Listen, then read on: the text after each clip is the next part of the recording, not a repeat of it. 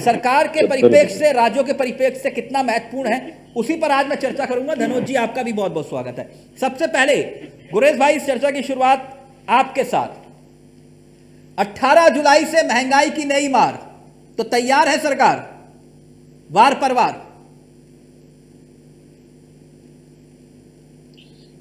देखिए, ये जो आपने कहा कि तैयार है सरकार वार पे वार, एक बात है कि महंगाई है और मुझे ये कबूल करने में कोई समस्या नहीं है, न कोई एतराज है कि महंगाई एक बड़ी चुनौती है भारत सरकार के लिए भी और प्रदेश की सरकारों के लिए भी।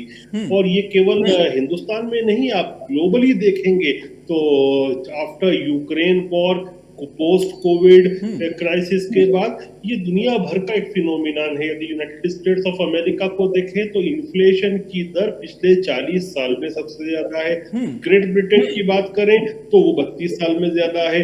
आप मुझसे अभी कहेंगे कि उनकी पर कैपिटा इनकम भी ज्यादा है, थोड़ा आस पड़ोस के देशों को भी देख लो। नहीं, मैं तो आपसे नहीं पूछ रहा परचेसिंग पावर उनकी कितनी है, ये मत बताइए। आप बताइए इतना की महंगाई है, आई एग्री, पूरे देश में महंगाई है, पूरी दुनिया में महंगाई है और उसका सामना सरकार कर रही है। मैं गुर्रेश है, क्योंकि राहुल लाल भी मेरे साथ जुड़ गए हैं, एक्सपर्ट हैं और तमाम न्यूज चैनल्स पर वो अपनी बेबाक राय रखते हैं और इस मामले के खास तौर पर एक्सपर्ट हैं। राहुल भाई, आपका भी बहुत बहुत स्वागत है।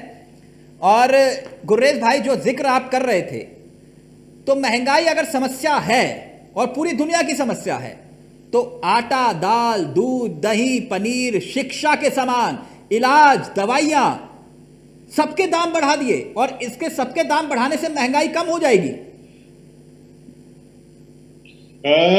देखिए, इसमें दो चीजों को हमको हमेशा याद रखना होगा। पहला तो एक आप गोल्डन रूल याद रखिए कि हिंदुस्तान जो है वो न केवल दुनिया की सबसे बड़ी राजनीतिक लोकतंत्र है, बल्कि उसके साथ साथ सबसे बड़ा इकोनॉमिक लोकतंत्र भी है। और इकोनॉमिक लोकतंत्र इसलिए है क्योंकि सरकार के खर्चे का जो 65% आता है वो आपके और मेरे जैसे आम व्यक्ति की जो रेवेन्यू कलेक्शन होता है उसके माध्यम से ही आता है। आपने कभी सोचा कि अस्पताल के बेड पर भी जीएसटी लगेगा? कभी सोचा था किसी ने अस्पताल के बेड पर जीएसटी? अब मैं जो मौजूद मुद्दा है उसके ऊपर आ रहा हूं। अभी जो आप कह रहे हैं कि खाने पीने की चीजें और आटा, दाल, इन सब चीजों पे, तो ये केवल जो पैकेज्ड है, नॉन ब्रांडेड पैकेज्ड पे लग रहा है। क्यों लग रहा है उसका कारण आप समझिए, क्योंकि इससे एमएसएमई और जो छोटा व्यापारी, छोटे उद्योग है, उसको लाभ मिलता है। और छोटे उद्योग और एमएसएमई है, वो बताऊंगा आपको कैसे लाभ मिलता है। मतलब गुर्रेश भाई, आम आदमी ही टैक्स का बोझ क्यों झेले? मेरा सवाल यही है, आम आदमी ही टैक्स का बोझ क्यों झेले? बिल्कुल बिल्कुल, आम आदमी पे ही आ रहा हूं मैं, और आप जैसे जो आम आदमी पे ही आ रहा हूं। और मेरे और आपके जैसे आम आदमी, 90% आम आदमियों को जो रोजगार मुहैया कराते हैं ये एमएसएमई और छोटे उद्योग होते हैं। अब आप उससे पूछिए कि कैसे उनको फायदा होगा। देखिए, ये मैं एक उदाहरण देता हूं कि एक पॉलिथीन का बैग खरीदा किसी ने, एक छोटे फैक्ट्री ने, उसने गेहूं का आटा बनाया, उसको पैक किया, अनब्रांडेड रूप से बेच दिया। अब उसके ऊपर जीएसटी लगेगा 5%।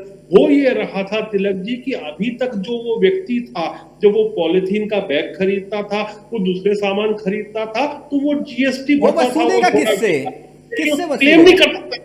नहीं गुर्रेश भाई, मैं जानता हूं हमारे देश की आधी से ज्यादा आबादी को अभी ये मालूम ही नहीं होगा कि 18 तारीख के बाद महंगाई पर उनकी कैसे मार पड़ने वाली है। आधी से ज्यादा आबादी को नहीं मालूम होगा। मैं जानता हूं हमारे देश की मीडिया बाखूबी इस काम को अंजाम दे रही है कि देश को इस बात का इल्म ही नहीं है कि 18 जुलाई के बाद क्या होने वाला है।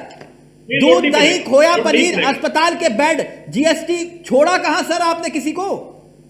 देखिए, मैंने आपको बताया कि अभी छोटे व्यापारी की बात करें, अभी आपने वो आटे दाल की जो बात की, तो आटे दाल की जो पैकेज्ड सामान आते थे वो छोटा व्यापारी, बिल्कुल छोटा व्यापारी वो ही करता था। और वो जब उसका इंग्रेडिएंट्स खरीदता था तो जीएसटी भरता था, लेकिन पैकेज्ड गुड जब बेचता था तो वो जीएसटी कलेक्ट नहीं कर सकता था, वो उसको वहां नुकसान जाता था। फिर दूसरी बात, यानी ना इससे फायदा क्या होगा सरकार को? अपना राजस्व बढ़ेगा ना, सरकारों का। इससे इससे एमएसएमई और छोटे उद्योग जो हैं वो फलेंगे फूलेंगे, उनकी जो वर्किंग कैपिटल उसी है पर उनको आऊंगा, वापस अभी मिल उसी पर जाएगी। आऊंगा, लेकिन लेकिन लेकिन लेकिन